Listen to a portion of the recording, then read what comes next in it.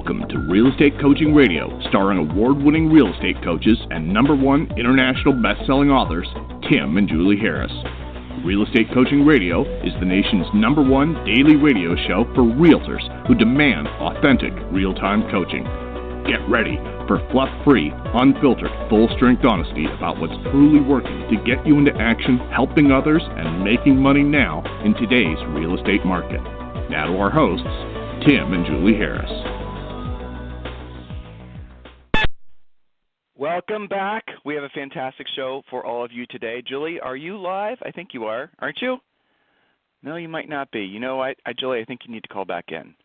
All right, so listen, listeners, here's what we've got in store for you today. We have got an answer to a question that we get very, very frequently, and the question is, are you there, Julie? So there she is. She's coming back in. All right, so the question is specifically, how do you go from being a part-time agent to a full-time agent? This is one of those things that I know is not for the grizzled veterans who are a majority of our listeners, but in the meantime, maybe pass this along to agents who are thinking about getting into real estate, because this will essentially save them a lot of stress, a lot of searching, a lot of trying to consternation. Hey, Julie, welcome to the show today. Thank you. I think I'm here. You're there, yeah. So first of all, before we get to those points, and I want to thank all of you for wishing me happy birthday. My birthday was on Saturday. We had a wonderful birthday party. Zoe, our 5-year-old, decorated the house. Her and Nana made a very nice birthday cake, and it was really wonderful, actually. So thank you for that. And just a reminder to everyone, tomorrow is Julie's birthday. Yes, our birthdays are just 3 days apart. And if you guys want to wish Julie a happy birthday, you can email her directly, julie@timandjulieharris.com. And, yeah, sincerely, we appreciate you taking the time. I know a lot of time the happy birthdays and whatnot we get on Facebook are just bots, but still I appreciate it. It's still nice. We have a cool show that I'm going to have ready this week. I had it was an informal conversation with Gary Keller a couple weeks ago, and I'm going to be sharing with all of you what his vision of the tech future is and some other ideas that, or some other points of our conversation we also had, which I think will be very interesting. So, Julie, why don't we schedule that for Wednesday, okay? All right. Sounds good. Okay. And I don't think you have a show for Thursday either. So, no, we have an interview this week on Thursday. Yep. So this is a really busy week is what I'm saying. So without any further delay, Julie, do you have anyone you want to acknowledge, anyone you want to give praise to or whatnot? Well, you know, all of our Premier Coaching members who are, some of them having more pendings than they've ever seen before in their careers. So that's always a hot topic on that call. We do, of course, our daily live Premier Coaching call. And just a community shout-out for them all doing such a killer job so early in the year, helping so many people.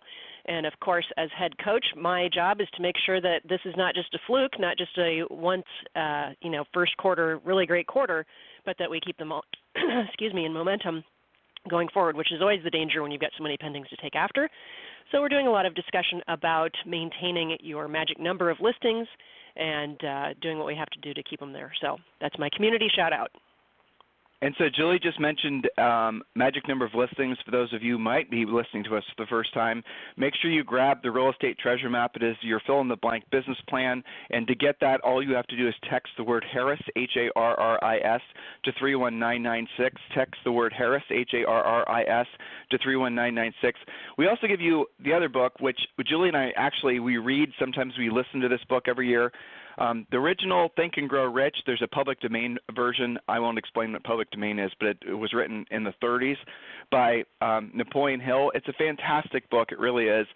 It's a very practical, let's drill down. It's a very practical and tactical approach to a lot of the head junk that people work their way through.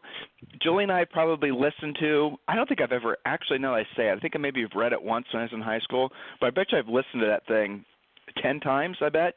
Every time I listen to it, I'm not going to say at this point I'm learning new things, but I will say I'm being reminded of things that maybe I thought I'd learned that hadn't stuck. So, that's the benefit. Anyway, we give you this book for free, and what Julie did is she took the public domain version, she added a lot of real estate content to it, trying to make some of the lessons he was teaching in Think and Grow Rich more practical and tactical for all of you. You get that book for free. That's my point. And you get 4 other books as well. We have a 12-month lead generation book that we give you, just all kinds of things. So make sure you text the word Harris to 31996, And when you do, you're also going to be entitled to a free coaching call with one of our new member coaches.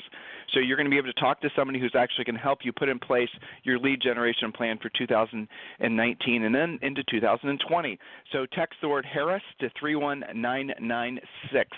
So Julie, Yes. lots of new agents coming out of the woodwork this time of year. People who are, as we like to say, real estate curious. And those people that are real estate curious, they always kind of go through the same sets of questions in the same exact order. It's kind of like when you prospect an expired and they say the same things, almost like there's someone coaching them what to say, you know. And so what we're going to do with this podcast that might spread until tomorrow is we are going to give you the exact specific things that you need to consider. Now, this is how to transition from a part-time dabbler to a full-time rock star, but the reality of it is it's also very practical for those of you who are thinking about getting your real estate licenses too. So I would say this covers probably at least 60% of all of our podcast listeners, so make sure you take great notes. Julie? Yes, indeed. So this covers them both. As you said, there are the real estate curious, but also the real estate, we call them sort of dabblers or samplers that for whatever reason, maybe they're still at their previous job and they're trying to ramp up to replace that job. This covers all of you guys. So take good notes and circle the ones that apply to you. Put a check next to the point where you've already taken care of it. So how to transition from part-time dabbler to full-time rock star. There are some rules about how and when to actually make that leap. Number one is timing. Now, if you're on your own, no spouse, no kids, no dependents, then take the risk whenever you want because you are responsible only for yourself. Otherwise, you have to follow the rest of these points very closely. So timing will be a little bit different for everyone, but those of you who have no dependents have more freedom to make that move when you choose. Number two, insurance. This is something a lot of people don't think about until maybe it's too late and they're circling back. So insurance, if you have a job or your spouse does that has great insurance and benefits, consider putting yourself on their insurance or using your own and greatly reducing your hours and other requirements to that job so you can keep those benefits. We've had coaching clients do this with lots of different versions of, light hour type of jobs. I think one of their favorites is working for FedEx because they've got really great benefits. We've had Starbucks managers. We've had a couple of school bus drivers. You know, they do a quick round in the morning and they're done, but they do it for the insurance. And if that's not for you personally, maybe your spouse has insurance that you've got to put yourself under. It's almost always going to be less expensive with better benefits.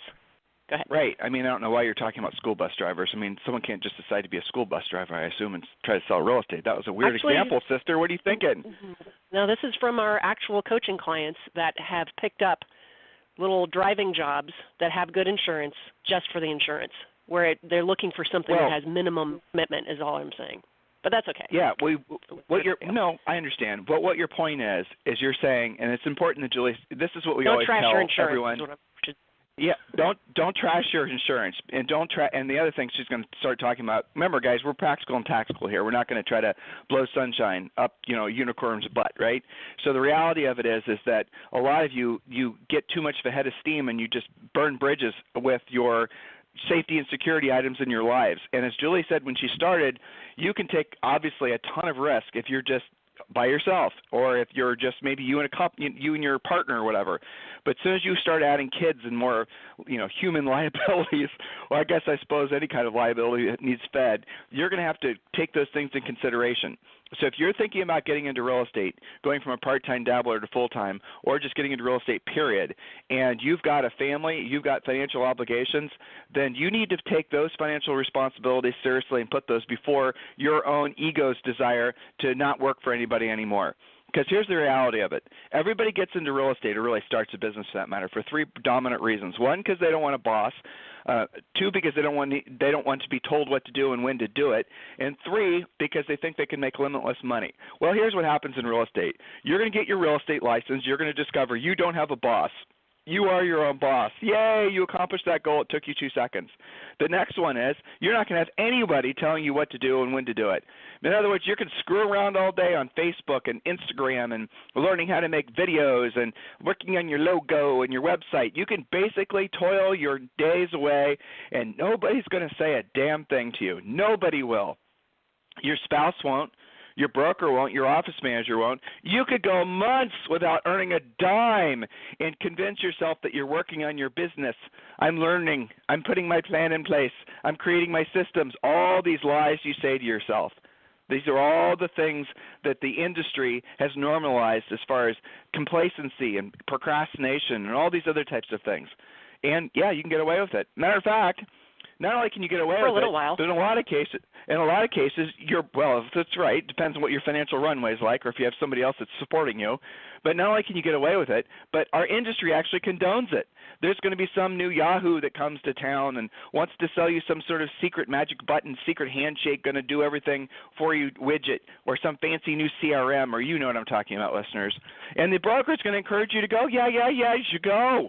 You should consider buying the whatever, because they probably don't. Well, look, they're not going to tell you what you don't want to hear when you don't want to hear it, because they don't want you to leave the brokerage. That's the disadvantage that the brokers and the office managers have always had. In some cases, they know the truth about what you should be doing, but if they told you the truth, that you wouldn't want to hear the truth, and you might quit the brokerage and go someplace else where someone will placate you. There's so much dysfunction in the industry. So Julie's point is this. At the end of the day, you are self-employed. At the end of the day, you are, if you have a family, let's just use real words, and you think that somehow magically all the stars are going to align for you to the point where you're just going to go from whatever you're doing now to, working full-time in real estate, and all of a sudden all the closings are going to line up, all the while you've got 3 little kids that you have to feed, you are not just being irresponsible, you're being an asshole. And that is unless, of course, you have a lot of money set aside, which most of you do not. So, Julie, when she says, consider if you're getting into real estate and if you're coming out of another career, get a part-time job where it's going to at least have some health insurance. And she's giving you some ideas. That way you have that bucket covered. Because if little Johnny or Susie have to go to the doctor and have little stitches done or something like that, that's yet another financial obligation that you don't need right now. So when she's being practical and tactical. Even if it's your dog, yep. right? Let's say your dog gets into an accident. You don't want to be making decisions because you're broke of what you're going to do or not do. So right. This makes us very different than what some of you guys have heard. There are people out there that say, just, you know what, cut everything off and force yourself to have to earn. That's the ticket. Well, that works for a very small percentage of people. And if you don't have that financial runway, as Tim said, what we're talking about there is, savings, which is our next point. We'll talk about that in a second. If you've got a year of reserves socked away and you've got insurance with your spouse, their job, then fine. But otherwise, as Tim said, don't be an asshole. Don't just put yourself first. You've got to be really thinking about this and take care of business before you take those risks. So that leads us up to point number 3 or rule number 3. Go ahead. But Julie, it really is. I mean, I was obviously trying to be a little bit, anger the assholes basically by telling people not to be assholes, because the only people that are going to be pissed off about being called an asshole is somebody that's probably an asshole. But I mean, that's the reality of it. We do get emails all the time from people who do have mouths to feed, who are all of a sudden thinking that I am a certain age now, or I deserve to be able to express my creative freedoms and become an entrepreneur. And then they talk to us, and we always ask the same question: how much money do you have saved? Which is Julie's next point. How many mouths do you have to feed? And if those two numbers don't really equate, in other words, if you don't have at least a couple years of savings in cash, and you've got a family to feed, we will never tell you to be full-time in real estate, ever. And what she just said is really important. The industry hates the fact that we tell people to be part-time, but we tell people to be part-time so that they won't have crappy family relationships. They won't starve their kids. It's the whole thing. You guys have to see things completely. You have to understand that this business is difficult when you're getting started until you get in your groove, until you learn frankly, until you follow the Premier Coaching System. And once you start doing that, things are going to get a lot easier for you. But in the intervening maybe months, sometimes weeks, it just depends on how hard you're really willing to work, you're not going to have any money. You're not going to have any consistent cash flow. So be practical and tactical. Don't just throw the baby out with the bathwater, and don't put your needs to be an entrepreneur and all that ahead of your current familial obligations. Yeah, There you are. So point number 3, or rule number 3, savings. Let's talk about that. You must have saved a bare minimum of 90 days worth of personal overhead. I really am more comfortable with them having 6 months, but at least 90 days. The savings must be from the net commissions of your closings, unless you've already socked it away from something else. But ideally, why is this? Because 90 days savings from your net commissions shows you have consistency, follow through, and some level of skill, so that you won't just quit your job and starve. So 90 days minimum, 6 months is better. Don't do it until you've got that. I mean, you're right, we get emails, we get calls from people that are like, well, I've got 30 days saved. 30 days? All you have to do is have one little financial hiccup, and you're done. 30 days goes by in a blink. So it's got to be more than that, and it's got to be ideally when you're transitioning to being full-time. Ideally, you need to have shown that you've got some level of skill, even if it's just survival skill at that point. Would you agree with that, Tim? Definitely. Absolutely. Well, but I mean, look, if you're in Premier Coaching and you're transitioning or from one, full-time to part-time, or if you're just getting your license and you're joining Premier Coaching, we do have very specific paths for you to follow. They're going to tell you literally every single thing you should be doing for the next 90 days, and it's not for wimps, because our mindset is you have to learn as you earn. Our coaching programs are not designed to make it so you have to sit around and learn for the next 6 months and then maybe hopefully you're going to be able to make some money. No, that is learn while you earn. So if you're a Premier Coaching member now, I want to make it very clear to you, your job is not to learn and then take the next couple weeks or months learning. Your job is to earn while you learn, which means don't ask for role play partners. Don't ask for accountability partners. Your accountability partners are your bills, and your role play partners family. are the sellers. That's right. And your role play partners are the people that you're actually speaking with, called sellers. They don't know that you're practicing on them. That's how you learn. Put yourself under real pressure. Stop wasting time. This is right now, Julie said at the top of the call, this is probably, for the agents that have a skill set, this is the start of probably the best 3 to 5 years of their lives, career-wise. It's going to be fantastic because they have skills that other agents don't. Other agents are so dedicated and focused on all the silly stuff that worked in a seller's market, and they're slowly coming to realize that the things that were working then won't work now. I mean, here's another little interesting tidbit. We're going to take a side step, if you don't mind, Julie. You can top off your Java. So Zillow came out and in essence said, now that there's a new man at the helm, that they're changing all the ways in which they interacted with the real estate community. They have basically said, you guys can read this article, it's on Inman, they've basically said that they are going to consolidate who their customers are. They're going to get rid of all their call centers, which means you guys are going to stop getting all the prospecting calls from Zillow.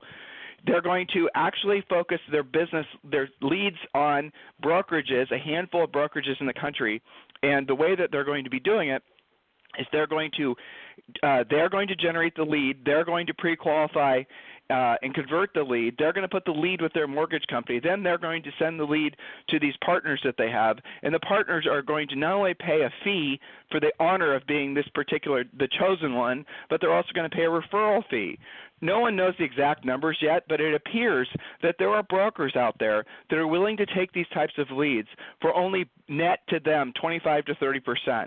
Now, if you're a broker and you think that's a good deal, you are just going to get broker, because the reality of it is you're not going to be able to make any money after you pay the agent. Put the math together here, folks. You think that Zillow is doing you a favor? They're not. They have now gone from slowly putting brokers out of business to now quickly putting brokers out of business by making brokers dependent. So that's what's going to happen for all of you who think that you're going to be able to waltz into the year continuing to buy buyer leads. Zillow has actually said that they are going to most likely essentially read the article, you guys will come to the same conclusions. They're going to stop selling leads directly to individual agents. So the premier agent regime seems to be coming to an end. Now, here's the other thing that they said. They said that they're going to make generating buyer leads less important to their business quickly, and they're going to focus more on the iBuyer end of the business. That's what they said. And again, those iBuyer leads are going to come with massive referral fees, and and then they're going to walk or slowly move away from the dependency of selling buyer leads to agents. That's the move that they're making. Read the article. Conclusion, how is that relevant to you? If you are listening right now to Tim and Julie for the first time, you have missed basically the last 3 years of us telling you that this was going to happen. The buying of buyer leads has never been a good way to conduct yourself in this industry, and now it's essentially going to be, for those of you who only know how to buy buyer leads, that's been your main source of business, and there's lots of brokers out there that have built themselves up on, or at least sort of built themselves up, on buying buyer leads from Zillow, margining those buyer leads and selling them off to agents or charging referrals fees and selling them to those agents. If your brokerage has not been given the golden handshake with Zillow to be one of the chosen ones, and those meetings happened last week, by the way. If you were not asked to be part of that, you need to read what Rich Barton said in this interview, and you need to be very clear that your account or relationship with Zillow is most likely going to come to an end. So you better, sure as hell, as quickly as you possibly can, you better learn what you need to know in order to survive the shift into this new buyer's market. And if you don't, you're going to have some serious problems. If you don't, that means that your agents are going to have some serious problems. Last week alone, I received emails from Premier Coaching students who said that their brokerage had just basically sent out a notice saying we're closing. That's what's going to start happening in mass. And then they're obviously worried about what brokerage they're going to go to. And for most part, by the way, I mean, we've talked about this before, but, there's really, as you get to it, there's not very many brokerage options available anymore if you're looking at essentially what's the best fit for most agents. And what we're suggesting most agents do, well, you know what? If you're interested in learning how to basically choose which brokerage might be a good fit for you, just email me directly, and I'll have that conversation with you. Tim@timandjulieharris.com, and just put in the subject line brokerage. So these are all the things that are happening really quick. And I have to say, the one thing I'm surprised about is how fast they're happening. I mean, all the things, for the most part, Julie and I predicted about 75% of all the things that are happening. But what I didn't expect to happen, what Julie didn't expect to have happen, was have all of them happen in the first quarter of 2019. So it's coming fast and furious. So, there it is. If you want to listen to past podcasts, obviously iTunes, or just go to timandjulieharris.com. Next point, Julie. Yes, next point is skills. You must have, at the very least, your pre-listing package done and be able to present it and handle objections, as well as actually close. You must have your formal listing presentation and buyer presentations done and polished. This really is a non-negotiable thing. If you're going to be out there in the wild working with sellers and working with buyers, especially with sellers, you're going to need to be prepared. And I really don't understand why anybody would wait, other than, really fresh newbies that don't know what they don't know. And that's one of the reasons to get involved in coaching earlier rather than later, is so we can be very clear about these necessities, not just to, survive, but to thrive. So you've got to get these things done. Fortunately, we've already designed, tested, and done everything except literally do this for you with Premier Coaching. But you've got to get these things done so that you can win at all of those appointments and not just screw around with them. So your skills do have to get some attention here, but don't use that as an excuse. Your job is to earn while you learn, so get your pre-listing package done. You might not feel 110% savvy with how to handle objections, but you're going to get better by being on real appointments using a real pre-listing package and actually getting that business. Then the next appointment will get better and easier and faster and more comfortable. That's okay, but don't wait. So rule number 5, mindset. You must be committed to doing what you don't want to do when you don't want to do it at the highest level you know how, and to be committed to consistently and constantly raising that bar. We had a whole podcast about being, I forget exactly what it was called, but don't be 1 foot in and 1 foot out, dabbling, trying out real estate, seeing how it goes. You've got to be committed to it working, or it's not going to work. What's the saying? If it's meant to be, it's up to me. But there's also one, I want to say it was Henry Ford, that said, whether you believe you can or believe you can't, you're right. So you've got to watch your mindset and not go into this as a trying it out type of scenario. You wouldn't approach a, quote, real job with trying it out, because you're going to have that accountability. You're going to have that the requirements of the job. The problem, as Tim said, with real estate is nobody's really keeping an eye on you. So that puts more pressure on you to keep an eye on yourself. Again, another good reason for coaching, so we can monitor that. All right, rule number 6. More mindset. You may not go full-time just so you can flex your creative muscle, dump your boss, not have a schedule, or recreate the real estate model. Your product is profit, clear and simple. So make sure you have a mindset of profitability. Anything you want to add to that, Tim? Read this book. Love this book. Most people in real estate hate this book. We love it. Profits aren't everything. They're the only thing. George something or another is the author. Wonderful book. Profits aren't everything. They're the only thing. That book is the antithesis to the feel-good, sort of socialized view of big teams and all the rest of it, but it really is the essence of what it takes to run a profitable business. Julie just said it. I want all of you to listen, especially if you're getting into this business for the first time. You are getting into real estate to make a profit. A profit is what you then have as a result of your having been of service to enough people. If you have no profit in your real estate business, it's because the joke is you're running a nonprofit involuntarily, and that is probably exactly what's going on, and you have not learned yet how to help enough people at a high level.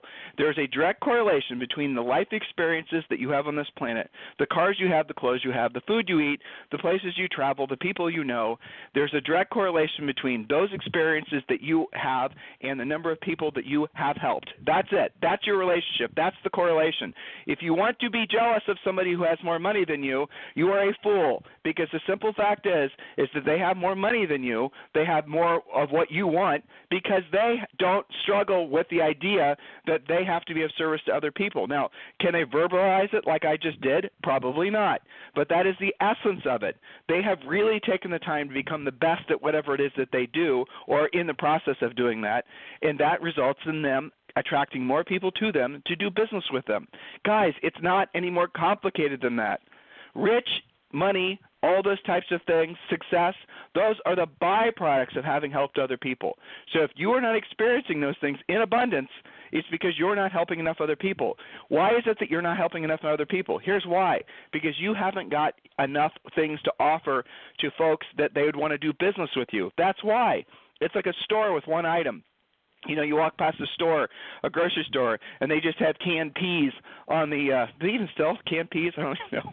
They just have canned peas, and that's it. One can of canned peas, and the grocery store owner is jealous of the Costco across the street with the billions of things to sell and great customer service and lower prices. And the guy at the canned pea guy is all pissed off and all jealous and, talking trash about the Costco, and yet he could have essentially had a business sense about him and figured out a way to basically be of higher level service and attracted more people into a store.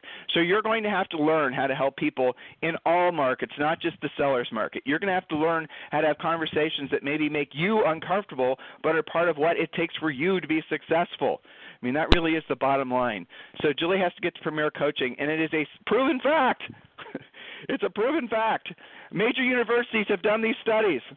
I'm making this up, that people who attend the Premier Coaching Call live with Julie have a tendency to not just make more money, but they're taller, thinner, have more friends, and that's, I can't think of more nice things. That's it. So if you're in Premier Coaching, make sure you attend Julie's calls live. Go there now. It starts in 2 minutes. Don't listen and replay.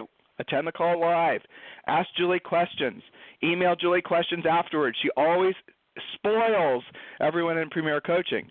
So if you want to grab those books, remember, just text the word Harris, Harris, to 31996. If you want to talk with me, if you're in a situation where you're basically you're a broker and you're realizing that basically end times are near, if you're an agent and you're suspecting your broker is suspecting the end times are near, if you need any honest-to-God direction on what to do with regards to brokerage, just email me directly, tim@timandjulieharris.com, and I'll essentially give you as much coaching as I can to get you headed in the right direction. These are critical decisions that all of you need to be considering in the market like this. If you need me for anything, it's tim@timandjulieharris.com, and, of course, Julie is julie@timandjulieharris.com. Have a fantastic day. We'll talk to you on the show tomorrow. This program has been a presentation by Tim and Julie Harris, Real Estate Coaching. For more information on our real estate coaching and training programs, visit our website at timandjulieharris.com. Remember to tune in weekdays at noon for upcoming shows, and until next time, thank you for listening to Real Estate Coaching Radio with Tim and Julie Harris.